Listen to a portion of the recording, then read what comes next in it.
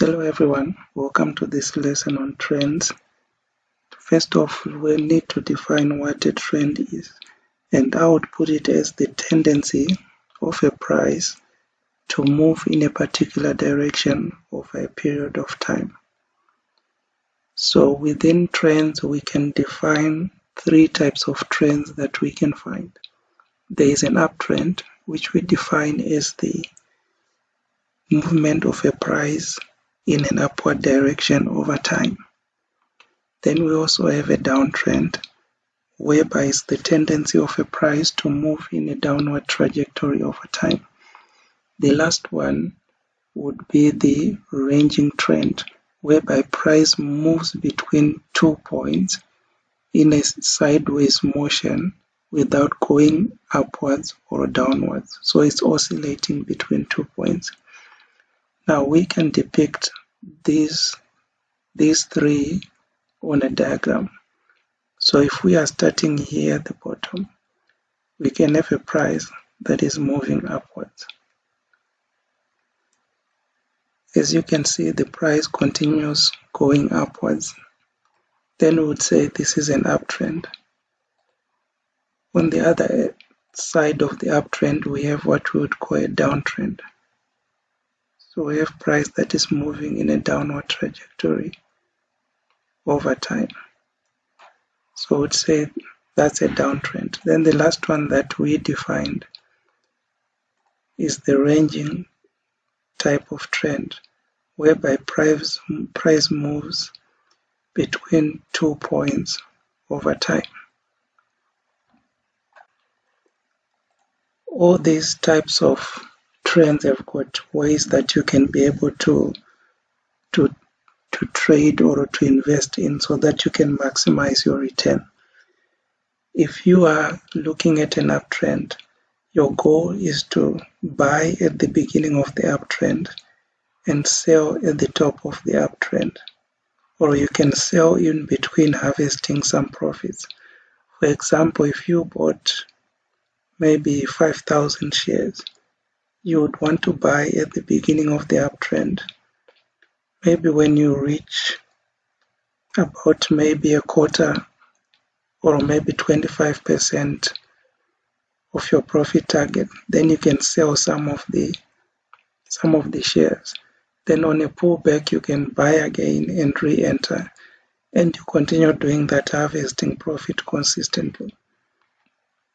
So in an upward trending market, you want to be in a long position. Then on the opposite is the downtrend, whereby the price is going downwards.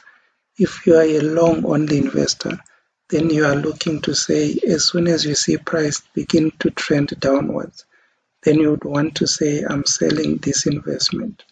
Then when it continues going downwards, you are not losing any of your investment. When it reaches the lower part, or when it shows that it's turning to the upside, then you can buy. Or even when it's turning to out without going anywhere, you can buy back that investment. That way you have preserved your profits without letting the market go down with you. Then the last one is the ranging type of market environment, whereby it's oscillating between 2 points. Now usually these don't present a good investing or trading opportunity, but if you're looking to accumulate some shares, this can be a good time for you to buy without having to stress about price, because the types of ranging environment can persist maybe for months or sometimes even years, giving you time to accumulate maybe monthly or every 3 months or maybe half yearly. So these usually take time, but once they break, they enter into either an uptrend or a downtrend. So you need to know how to trade these different types of trending environments. Some people choose to do what is called counter trading, whereby they are looking to sell short, whereby you sell shares that you don't have at a high price, then you buy them back and replace at a lower price. However, if you look at this uptrend, if you are going to do counter trading, you are selling short and the price pullback is very small, so it doesn't give you enough room to make much money. So it's best that you avoid those. Because if you listen, you would hear the experts say the trend is your friend. What they simply mean is that you need to have the trend backing your strategy. In other words, if you are long in an uptrend, then you know that the momentum is taking you forward. You do not have to struggle to move ahead because you are moving with the momentum.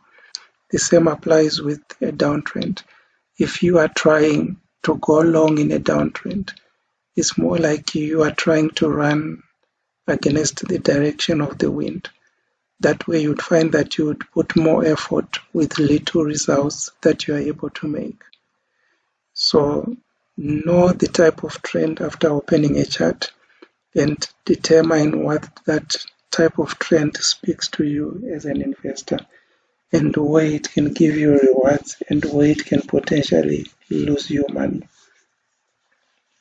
Now, trends often continue until they are broken at some point. The uptrend doesn't go forever. At some point it will be broken and we can see that the price starts to move downwards. Often as an investor you would see that you can buy a share maybe at 10 Rand. Then you'd see it go up to 15 Rand or 16 Rand. And you're saying, wow, I now made 50% profit on my holding position. Then you suddenly see that the price draws back to 15. Sometimes maybe it goes back to 12 or 11. Then you're sitting and saying, oh, I had once 50%, but now it's back to maybe 5%. What has happened? Now, this is how the markets operate. This is how the markets move. So you need to know trends so that you can maximize your wealth by knowing when to get in and knowing when to come out and sit on the sides. This is critical also for your buying levels so that you are maximizing whatever returns you gain on an upside. So the candles that we studied will mostly become critical when you're analyzing trend. So in the coming videos, we are going to look at trends on a chart. Then we would say, what are we looking for to see that the trend is breaking?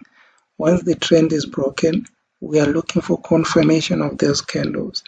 Then you would now begin to see that technical analysis is more like fortune telling, but only that you have got a broad market of people who believe in what you are believing, and they're also looking at the opportunity the way you're looking at it. So those converging forces will ensure that technical analysis becomes a self-fulfilling prophecy on most parts. So until the next lesson, when we digest these things more and more, have a great day.